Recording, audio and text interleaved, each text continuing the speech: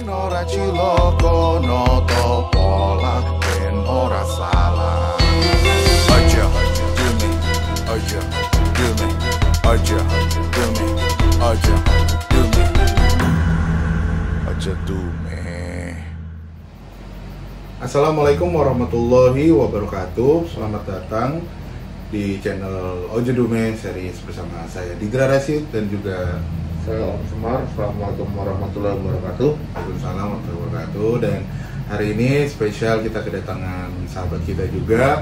Ada Mas Sigit. Halo Mas Sigit. Halo, saya Sigit. Ya, sehat Mas Sigit. Aman, alhamdulillah. Agak kaku kenapa nih Mas Sigit? Ya? Boleh diceritain? Tapi sehat ya hari ini? Aman, enak. Nggak boleh rokok ya? Nggak boleh. Oh no. Agak acem ternyata Mas Sigit. Om Semar, sebelum kita lanjut, Om Semar, ada tampilan baru apa nih Om Semar? Kenapa dengan masker yang sebelumnya? Ah, Anda ini ya memperhatikan ya? Enggak, saya tadi disuruh harus ngomong. Enggak, dia masuk ke season 2, saya coba pakai tampilan baru nih. Tampilan baru ya. Cuman ntar biar teman-teman Smart People Menilai ya? bagusan yang kemana, bagusan yang ini gitu. Iya. Cuman kalau ini topeng apa Om Semar? Apakah sama juga dengan tokoh yang sebelumnya itu? Sama, jadi ini topeng tokoh Anonymous, jadi di film V for Vendetta gitu. Jadi sama aja, bentuknya sama, cuman yang ini lebih bebas ngobrol aja nih, yang ini nih, bibir gua nggak kena mulu Nggak gitu. kena gitu ya. Iya. Mungkin ini lebih jelas mungkin ngomongnya. Pasti sih, karena juga dari segi tekstur plus banyak. Jadi ntar Smart People boleh menilai di komen apakah lebih baik pakai ini atau yang sebelumnya. Boleh. Untuk kemajuan channel ini juga gitu. Nah, kembali lagi ke Mas Sigit. Mas Sigit asalnya dari mana nih kalau boleh tahu? Jakarta sih. Jakarta. Nah. Tapi ibu dari Magelang ya. Bapak dari daerah Duren, Ungaran. Ungaran. Dan apa sih Om Semar kehadiran Mas Sigit di hari ini nih? Kita mau bahas apa gitu? Jadi emang kalau kan kebetulan Mas Sigit udah ikut lumayan lama ya di Dume gitu.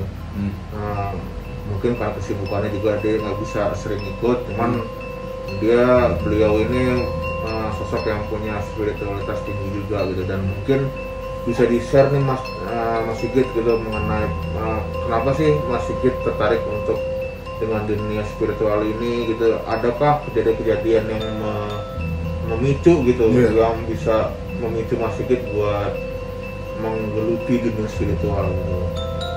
Sebenarnya spiritualismenya lebih bersifat mempribadi ya awalnya ya, karena mikirnya kan ya mungkin karena dibesarkan di keluarga yang dulu sering keluar rumah gitu bahasanya, sering pulang kampung lah, dan diperkenalkan dengan konsep ziarah, terus berkunjung ke orang-orang yang lebih tua gitu, dan diperkenalkan sejarah-sejarah tentang macam-macam gitu. Dulu kalau piknik keluarga tuh berarti zaman kecil tuh belum kayak sekarang, belum banyak taman hiburan ya. Jadi ya paling ke museum-museum gitu kan, sering diajak ke museum Trawulan, pernah diajak ke ya museum-museum, dan dari situ jadi suka baca sejarah, dan terlebih pas kerja tuh sempat dapat kerjaan yang mendukung gitu. Bikin dokumenter untuk kita keliling daerah gitu kan. Iya. Minum, belum ada nanti dulu masih. Jadi apa yang bikin gue tertarik dengan spiritualisme sebagai ajaran untuk membaikan diri sih sebenarnya sih, karena ya diperkenalkan aja di jalan itu dengan banyak orang ya. Misalnya dulu gue syuting pernah di Bali gitu kan, kok melihat masyarakat Bali yang begitu lembut, terus ramah sama pendatang gitu, terutama mereka yang mau belajar tentang spiritualisme gitu. Jadi waktu itu gue sempat syuting aja, terus ke beberapa daerah juga, Kalimantan dan segala macam, itu ngeliat orang Indonesia tuh begini ya, orang Indonesia tuh orang-orang yang sangat menghargai ikatannya dengan leluhurnya gitu. Ikatannya dengan leluhurnya, dan justru perubahan zaman sekarang yang jauh lebih terbuka akses informasi, itu justru seharusnya kita jadi semakin lebih mudah untuk mengulik soal kesejarahan kita sebagai orang Nusantara sendiri gitu. Kalau misalnya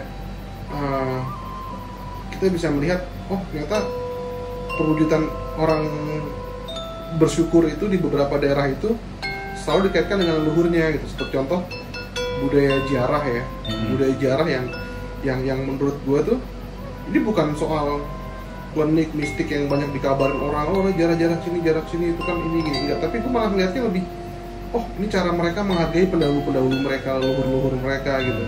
Ya karena leluhur mereka ada sekarang gitu. Seperti Didra mungkin karena perjuangan bapaknya makanya dia bisa sebesar ini, bisa mengaktualisasi dirinya gitu kan. Dan kakeknya dan buyutnya seterusnya gitu. Dan ternyata penting untuk kita selalu mengingat mereka, mengeling mereka karena kita tidak ada tanpa adanya perjuangan dari mereka gitu. Termasuk ya para pahlawan juga gitu kan ya. Dan kita bisa belajar semangat gitu. Belajar semangat untuk menghadapi tantangan kita ke depan. Kalau kita punya basic bahwa kita nih ada bukan cuma sekedar simsalabim gitu. Semua orang itu ada dengan maksud dan tujuan gitu. Makanya gue suka melakukan perjalanan juga gitu ya, bermotor gitu, touring itu gue senang berinteraksi dengan orang-orang baru yang memberikan banyak pelajaran gitu, termasuk spiritualisme itu sendiri gitu. Jadi spiritualisme itu nggak harus dikaitkan dengan selalu soal hantu dan segala macam ya, tapi lebih untuk kita belajar soal diri dan membaikkan diri sih, lebih ke situ. Ya tantangannya sih ada aja, godaan-godaannya pasti ada aja. Tapi yang penting selalu eling menurut gue sih itu udah sebuah anugerah kita kalau kita tercipta dan hidup tapi juga tidak melupakan gitu. Ini menariknya sih kalau dari cerita Mas Hidra tadi ada poin yang aku tangkap adalah dari keluarga. Jadi emang sepertinya keluarga tuh salah satu poin yang membentuk seseorang juga sih Mas Hidra. Dan aku justru menarik sih karena jarang keluarga gitu yang menanamkan spiritual yang tinggi gitu. Mungkin Mas Sigit bisa menceritakan gitu kondisi keluarganya. Kira-kira apa sih yang diajarkan ke waktu Mas Sigit kecil gitu, sehingga Mas Sigit menjadi ketika di titik yang sekarang jadi pribadi yang terbuka gitu yang dan tetap eling gitu. Bisa cerita nggak Mas itu? Ya karena waktu dulu kecil kita kan sering kalau misalnya bepergian itu kan tidak sebanyak sekarang pilihannya ya.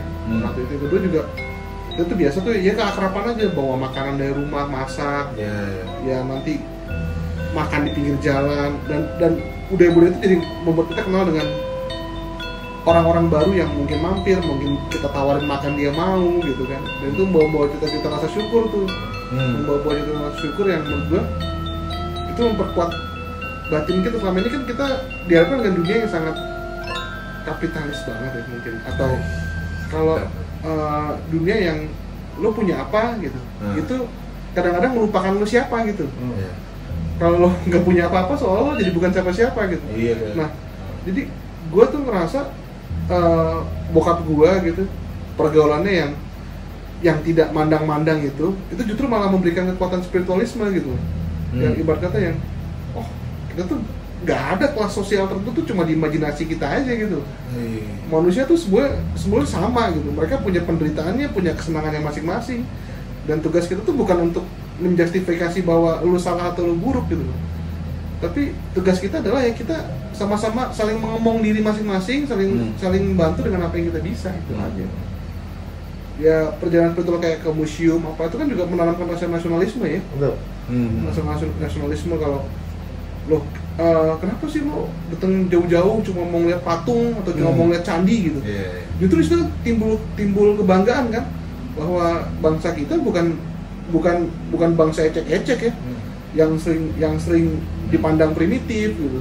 Kok bangunan-bangunan mereka bisa bertahan sampai ribuan tahun gitu. Mungkin belum tentu generasi sekarang bisa membangun itu dengan cara seperti itu gitu.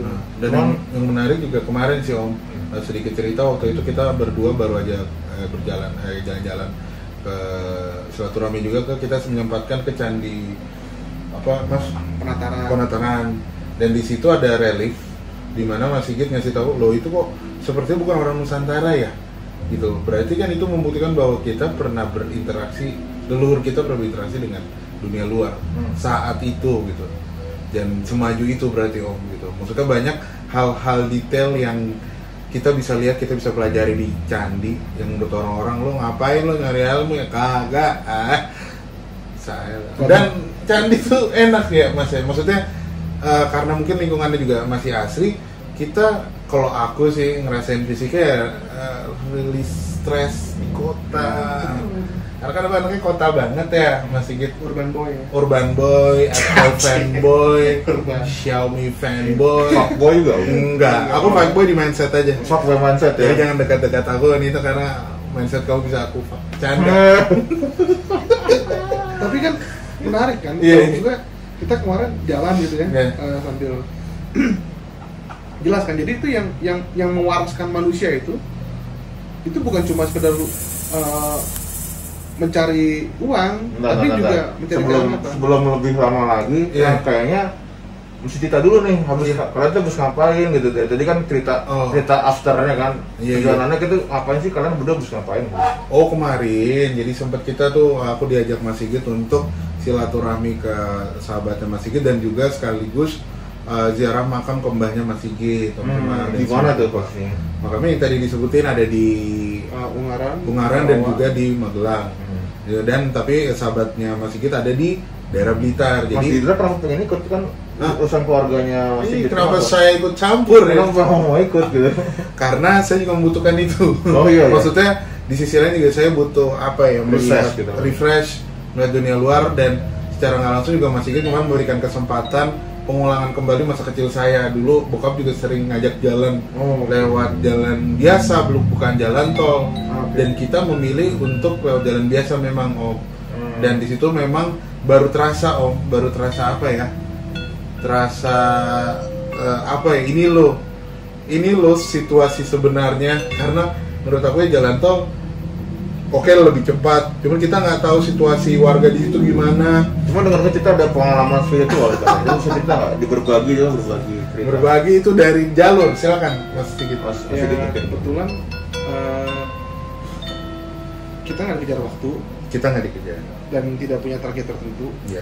Sekedar alhamdulillah ada rezeki, kita jalan, dan alangkah bagusnya kita juga selain jalan itu dapat ilmu nih gitu Iya. ya. Kan kalau lewat jalan tol kita ya mampir pakai rest area ya. Mas Arya. Tapi kalau lewat jalan-jalan yang umum, yang banyak orang, kita bisa lihat interaksi masyarakat pagi, Iya. sore senyum-senyum, Senyum. gemes Dari sekitar, Bombo. dari mbok-mbok. Bombo sekitar, terus nyobain makanan-makanan khasnya, sampai akhirnya kita dari daerah Magelang menuju kota Blitar Om. Dari Malang menuju ke Blitar. Magelang ke Blitar. Itu kondisinya di situ di jalan itu ya. Bisa disebutkan nggak di mana daerahnya kira-kira? Nggak enak kali ya. Enak nggak sih? Apa? Nggak apa-apa ya. Aku seingatku sih, jujur aku dan Mas Sigit kalau exactly CD-nya nih kayak kita lupa abis itu juga. Jadi kalau dikira-kira itu tuh antara Sukoharjo sampai ke Ponorogo. Itu jalur biasanya ya, jalur tengah gitu berarti ya. Itu jalur tengah tuh. Dan mungkin banyak orang yang tidak memilih jalur itu lagi. Gitu. Karena sudah ada jalan tol, dan kemudian orang yang memilih jalur itu tuh biasanya pagi, siang, terang. Petani biasanya petani. Iya, dan kita gelap. Nah, kita nyampe jalanan situ kurang lebih jam 1 sampai jam 2 malam. Nice. Yang terjadi adalah aku yang lagi bawa mobilnya, aku pakai Google Maps. Kemudian kok yang aku rasakan ya Om ya, itu tuh patternnya selalu kita lewat awalnya gerbang, jelas gerbang. Kan kalau di daerah tuh masih ada gapuranya tuh masih bagus-bagus kan dan jelas gitu. Aku ingat warna merah hitam kalau nggak salah, merah hitam. Masuk masih biasa jalanan, dan polanya selalu gini Om, jalanan jelek, pemukiman, jalanan lurus. Terus aku kayak ngulang lagi, jalanan jelek lagi, pemukiman, jalanan lurus. Dan jalanan lurus itu adalah jalanan yang muat 2 mobil pas, ya cukup lah, nggak terlalu sempit, nggak, kiri kanan sawah Om. Dan aku mungkin oh terlalu excited, ini kakinya kenapa nempel, sorry. Kirain aku ya, itu situasinya yang aku rasain tuh kayak berulang. Kok patternnya sama, mungkin ya emang kayak gini gitu, emang normal kali. Dan kiri kanan selalu sawah, dan sampai akhirnya jalan lurus itu Om, aku ngeliat yang tadinya kiri kanan sawah kelihatan, sampai semua gelap, Terus pohon tuh kayak ngerowongin kita, kita jadi kayak masuk terowongan Om. Dan beruntung di sebelah, dan kita kemarin perjalanan bertiga ya, ada Kiki juga, ada sepupunya Mas Sigit, ponakan Mas Sigit. Kiki sebelah aku, dia selalu ngingetin karena aku udah bilang, Ki, tolong bantu aku kalau mata aku kalau malam suka nggak lihat lubang gitu kan. Jadi Kiki masih awas juga matanya, umurnya masih muda juga kan, dan masih refleksnya masih baik. Dan ada 2 kejadian, satu itu aku nyetir kok kayak masuk terowongan gitu, sampai akhirnya yuk seger lagi yuk gitu. Sama kedua kita ngeliat satu titik, kita pikir, aku mau Kiki pikir itu lampu atau lampu mobil dari arah depan, tapi kok kayak nggak nyampe gitu Om. Apa ini? Tapi untungnya pas kita melewati ya emang ada mobil, cuma mobil itu doang yang ada. Mobilnya sih si Kiki cerita, aku sih melihatnya nggak ada orang Mas. Nggak tahu sih, nggak tahu. Nah, yang seru adalah cerita setelah melewati itu keesokan harinya, paginya. Mas Sigit baru cerita Om, Smart People, bahwa ternyata di jalur yang menurut Google Map tuh ada, kalau di handphonenya Mas Sigit, handphonenya perlu disebutin? Nggak usah lah ya. Di handphonenya itu, Google Map-nya tuh hanya kayak berjalan, tahu kan Mas, kalau yang nggak ada jalurnya gini. Kalau nggak ada jalur jadi gini-gini aja, terus kosong, nggak ada jalur gitu. Itu yang terjadi. Setelah kita verifikasi ke orang Blitarnya, si sahabatnya Mas Sigit, kamu kenapa lewat situ, nggak ada yang pakai lagi gitu. Dan itu jalur katanya sih terkenalnya jalur gelap lah, gaib lah atau gimana lah. Nah menurut Om Semar, kalau nggak salah aku juga pernah langsung cerita ke Om Semar kayaknya pernah ada pengalaman lewat jalur yang sama mungkin atau gimana. Om Semar ngeliatnya itu jalur apa yang kita lewati, alhamdulillah selamat sih. Jadi kalau dulu waktu semasa kecil, dulu belum ada tol, jadi Om Semar sempat kecil ya? Iya, nggak kira topengnya kecil juga gitu. Oh iya, terus jadi pas lagi perjalanan ke sana, memang di jalur itu memang selalu ada energi besar sih. Mungkin perasaanku di sana selalu kepikirannya itu adalah suatu kerajaan lah, karena suatu tempat yang memang ramai gitu memang. Dan jarang juga sih sebenarnya yang lewat sana gitu. Mungkin untuk dibuat jalan umum itu jarang banget, karena orang lebih senang antara utara atau selatan itu sekalian gitu ya. Jadi jalurnya itu jalur yang emang jarang dipakai gitu sebenarnya itu. Jadi orang-orang zaman dulu belum zaman ada tol ya antara milihnya lewat utara atau lewat selatan yang bawah sekalian gitu. Yang tengah memang jarang gitu. Iya. Paling beloknya baru utara itu paling mulai dari mana ya? Semarang kalau utara ya. Iya, baru ke bawah, baru menuju ke Solo, sama Jogja itu baru dia ke tengah gitu. Baru ke Blitar gitu ya. Iya, karena emang itu jarang dipakai dan jarang dilewati. Dan memang kalau mengenai fenomena masuk ke dunia gaib, mobil masuk ke dunia gaib itu kan banyak kasusnya, seperti ada bis contoh di hutan. Ya. Jadi memang itu bukan sesuatu yang mengada-ngada dan memang itu memang terjadi. Dan Om Semar, sorry, tadi aku kurang nambahin bahwa ternyata Mas Sigit ngelihat bawah kiri kanan tuh kuburan panjang. Oke. Tapi aku nggak ngelihat. Terlihatnya kuburan. Terlihat kuburan Mas Sigit ngeliat. Cuman aku nggak lihat, Kiki nggak lihat. Tapi kan nggak ngomong apa-apa kan. Iya. Iya itu Mas Sigit di Dia belakang. kondisi ini bangun Dia di belakang. Awalnya mau tidur cuma meneng baik. Iya. Orang ngomong. Karena kalau ngomong lu panik pasti ya. Ngomongnya aku ke atas. Oh, keberangkat. Nah, tapi kan setelah itu aku kan langsung konsul ke Om Hao. Halo lagi, halo, Hao. Belum Om siapa namanya, Om Semar. Maksudnya yang Om Semar rasakan, dan aku langsung cerita tuh besokannya gitu. Apa iya kita ngelewatin atau sempet masuk kah, atau memang ada yang saat itu ada yang jagain? Kalau dari Om Semar gimana, ntar dari Mas Sigit juga? Kalau berdasarkan pengalamanku memang